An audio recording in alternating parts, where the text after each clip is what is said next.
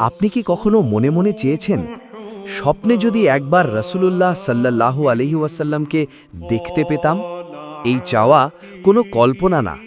রাসূলুল্লাহ সাল্লাল্লাহু আলাইহি ওয়াসাল্লাম নিজেই এই ব্যাপারে আমাদের আশা দিয়েছেন।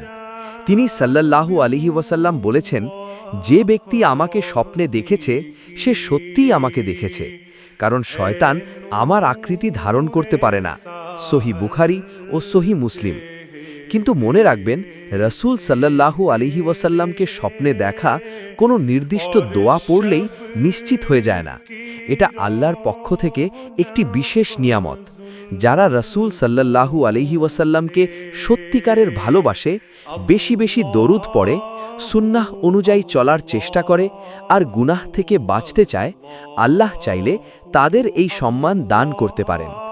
আজ রাতে ঘুমানোর আগে 2 হাত তুলে শুধু এই দোয়াটা করুন, ও আল্লাহ, আমার হৃদয়ে তোমার রাসূল সাল্লাল্লাহু আলাইহি ওয়াসাল্লামের ভালোবাসা বাড়িয়ে দাও। হয়তো আজ না, কিন্তু আল্লাহ চাইলে একদিন স্বপ্নে আপনার হৃদয় ভরে যাবে নূরে।